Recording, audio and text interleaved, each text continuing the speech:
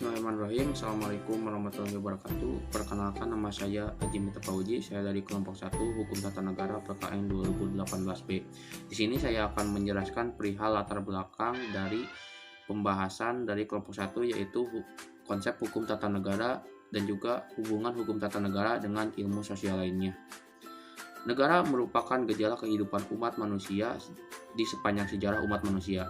Konsep negara berkembang mulai dari bentuknya yang paling sederhana sampai yang paling kompleks di zaman sekarang. Sebagai bentuk organisasi kehidupan bersama dalam masyarakat, negara selalu menjadi pusat perhatian dan objek kajian bersama dengan berkembangnya ilmu pengetahuan umat manusia. Perkembangan sistem ketatanegaraan modern dewasa ini tidak terlepas dari perkembangan masyarakat dalam upaya menuju masyarakat yang semakin demokratis. Namun demikian, perkembangan ketatanegaraan yang semakin pesat tersebut akan memberikan pengaruh yang sangat signifikan terhadap ketatanegaraan dari suatu negara. Oleh karena itu, hukum tata negara berusaha untuk memberikan dasar teori tentang ketatanegaraan. Hukum tata negara pada dasarnya merupakan hukum yang mengatur organisasi kekuasaan suatu negara beserta segala aspek yang berkaitan dengan organisasi negara tersebut. Hukum tata negara dalam arti luas meliputi pengertian hukum administrasi negara, tetapi untuk lebih mudahnya, hukum tata negara itu dapat dianggap sebagai suatu cabang ilmu yang dapat dipakai untuk berbagai macam kegunaan hukum yang menentukan organisasi, kekuasaan, dan tugas-tugas otoritas administrasi. Dengan demikian, ilmu hukum tata negara dapat dirumuskan sebagai cabang ilmu hukum yang mempelajari prinsip-prinsip dan norma-norma hukum yang tertuang secara tertulis ataupun yang hidup dalam kenyataan praktik ketatanegaraan berkenaan dengan konstitusi yang berisi kesepakatan kolektif suatu komunitas rakyat mengenai cita-cita untuk hidup bersama dalam suatu negara, institusi kekuasaan negara beserta fungsi-fungsinya, mekanisme hubungan antar institusi tersebut, serta prinsip-prinsip hubungan antara institusi kekuasaan dan negara dengan warga negara. Mungkin sekian yang dapat saya paparkan. Untuk selebihnya, rekan saya akan menjelaskan konsep hukum tata negara dan juga hubungan hukum tata negara dengan ilmu sosial lainnya. Terima kasih. Assalamualaikum warahmatullahi wabarakatuh. Saya Rahma Halimatus Syadiah, NIM 1805953. Di sini saya akan menjelaskan mengenai peristilahan hukum tata negara. Secara istilah, hukum tata negara merupakan adaptasi dari terjemahan dan istilah yang digunakan untuk nama lapangan ilmu hukum yang kemudian berkembang dan mempengaruhi pola pemikiran akademik di negara kita. Studi literatur menunjukkan bahwa istilah hukum tata negara merupakan terjemahan dari istilah staatrecht yang sudah lama digunakan dalam tradisi akademik maupun praktik hukum di Belanda. Istilah ini memiliki dua pengertian, dalam arti sempit dan dalam arti luas. Dalam arti luas, hukum tata negara dikenal dengan istilah staatrecht in Ramizin, sedangkan dalam arti sempit, hukum tata negara dikenal dengan staatrecht in Engrizin. Di negara Inggris, hukum tata negara lebih dikenal dengan istilah constitutional law. Pengaruhnya di negara kita ada yang menerjemahkannya dengan istilah hukum konstitusi yang juga sering digunakan untuk kajian yang sama dengan hukum tata negara. Walaupun sekarang tidak begitu banyak digunakan dalam kurikulum studi ilmu hukum tata negara. Di Perancis dikenal dan dipakai istilah droit constitutionnel. Di samping itu juga dikenal sebutan droit administratif. Di Jerman digunakan dua istilah yang konotasinya sama dengan perbedaan tersebut, yaitu Verfassungsrecht untuk hukum tata negara dan Verwaltungsrecht untuk hukum tata usaha negara atau hukum administrasi negara. Perkenalkan, nama saya Sela Rosanti Simbolon. Saya akan menjelaskan beberapa pengertian hukum tata negara menurut pandangan para ahli. Yang pertama, menurut Logeman, hukum tata negara adalah hukum yang mengatur negara dan organisasinya. Negara dipandang sebagai suatu organisasi yang terdiri dari berbagai fungsi yang berkaitan guna mendukung dan membentuk suatu negara secara keseluruhan. Serupa dengan pendapat ini, Scholten juga mengemukakan bahwa hukum tata negara adalah hukum yang mengatur organisasi negara. Dia memandang negara sebagai suatu organisasi, dan dalam organisasi tersebut diatur hubungan antara lembaga yang memuat aturan hukum tentang hak dan kewajiban dari masing-masing lembaga atau badan tersebut. Kemudian dari pandangan Kusnardi, hukum tata negara adalah sekumpulan peraturan hukum yang mengatur organisasi daripada negara, hubungan antara alat perlengkapan negara dalam garis vertikal dan horizontal, serta kedudukan warga negara dan hak asasinya. Dari definisi ini diartikan dapat mencakup unsur-unsur peraturan hukum, organisasi negara, lembaga negara, hak warga negara, dan jaminan hak asasi negara. Dari beberapa pengertian tersebut dapat disimpulkan bahwa hukum tata negara ialah peraturan-peraturan yang menentukan badan-badan yang diperlukan, wewenang masing-masing badan, hubungan antara badan yang satu dengan yang lainnya, serta hubungan antara suatu badan dengan individu-individu yang ada di suatu negara. Terima kasih. Bismillahirrahmanirrahim. Assalamualaikum warahmatullahi wabarakatuh. Perkenalkan, nama saya Aditya Pradana Saputra. Di sini saya akan mempresentasikan mengenai ruang lingkup hukum tata negara. Menurut beberapa ahli, pandangan ruang lingkup ini memiliki perbedaan-perbedaan ruang lingkup. Akan tetapi di sini saya akan menjelaskan mengenai pandangan ahli dari UC Pranawijaya, yaitu mengenai ruang lingkup hukum tata negara yang terdiri dari 4 pokok bahasan. Yang pertama, struktur umum dari organisasi negara yang terdiri dari bentuk pemerintahan, sistem pemerintahan, bentuk negara, dan dasar negara. Dan yang kedua, ketatanegaraan badan-badan yang ada di negara. Ya, ini meliputi dari fungsi dan wewenang, jabatan berakhir sampai kapan, dan juga hubungan dari badan-badan tata negara yang ada di negara tersebut. Yang ketiga, kehidupan politik rakyat, yang dimana di sini pembahasannya mengenai hubungan-hubungan kekuatan politik rakyat dengan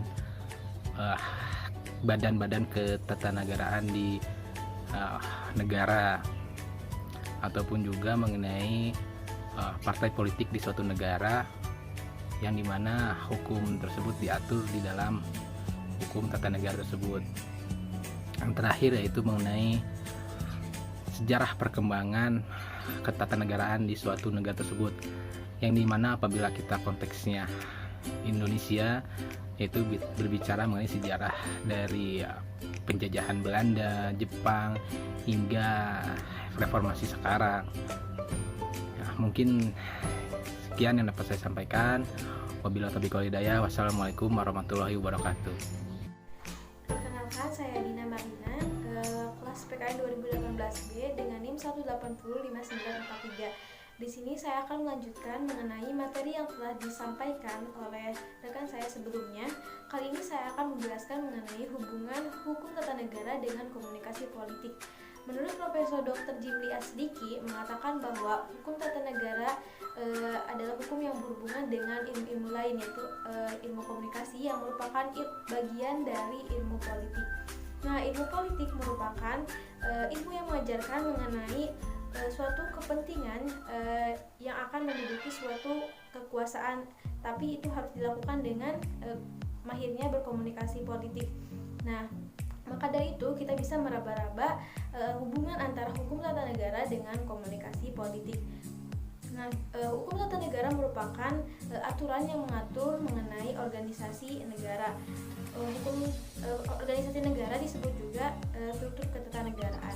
Nah, struktur ketatanegaraan memiliki 2 elemen, yaitu yang pertama suprastruktur politik, kedua infrastruktur politik. Nah, suprastruktur politik ini berisikan seperti alat-alat perlengkapan negara, kekuasaan, kewenangan, dan lain-lain.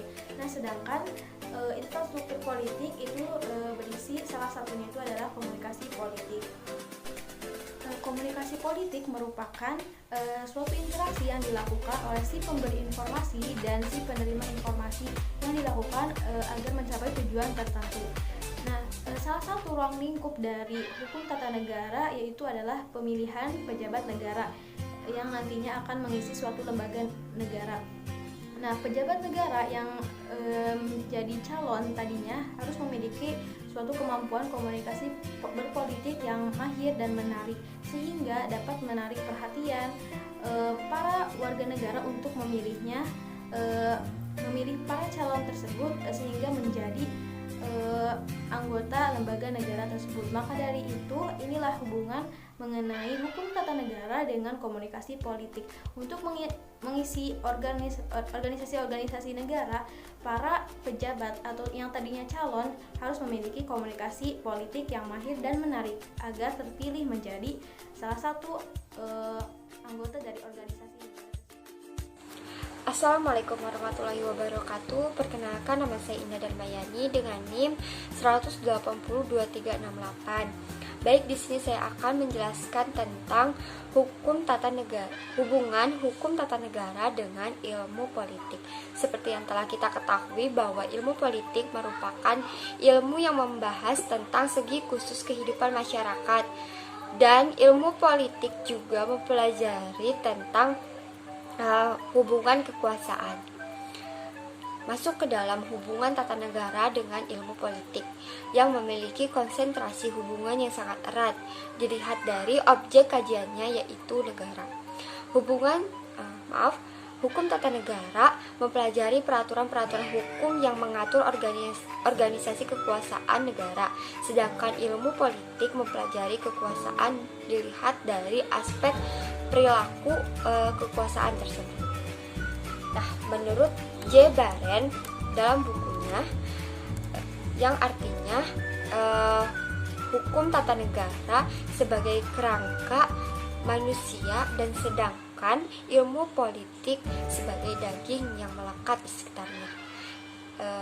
Dari situ kita dapat mengambil kesimpulan bahwa hubungan tata negara dengan hukum tata negara dengan ilmu politik itu sangat erat yang dilihat dari objek kajiannya.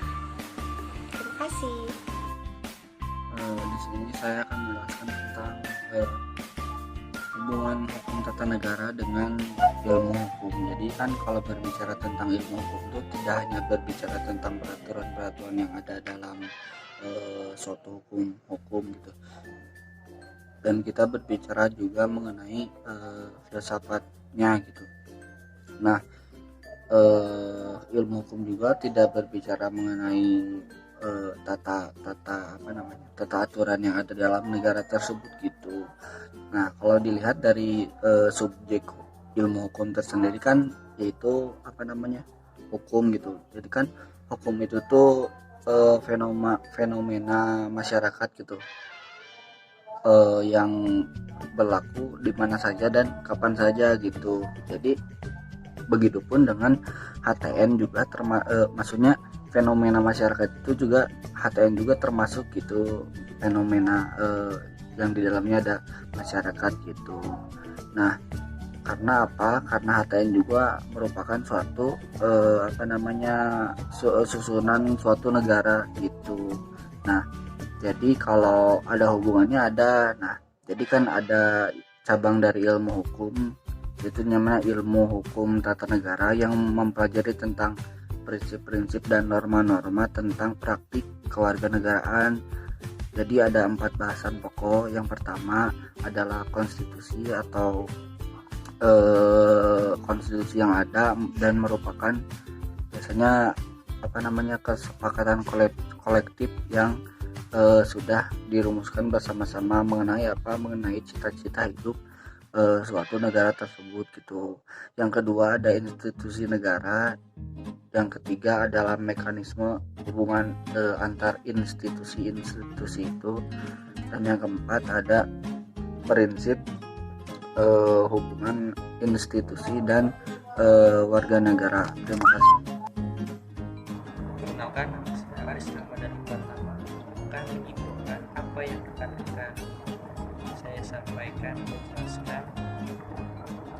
Yang pertama pertama adalah hukum tata negara adalah peraturan yang menentukan badan-badan yang diperlukan, wewenang masing-masing badan, hubungan antara badan yang satu dengan yang lainnya, serta hubungan antara badan-badan itu dengan individu-individu dalam suatu negara. Yang kedua, ruang lingkup hukum tata negara ialah mencangkup 1.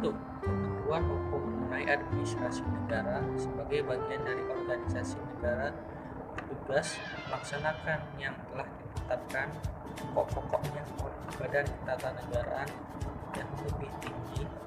2. Ketentuan hukum mengenai organisasi negara. Ketiga, struktur ketatanegaraan terdapat 2 unsur yang harus dipenuhi, yaitu suprastruktur dan infrastruktur. Salah satu elemen dari infrastruktur adalah komunikasi politik.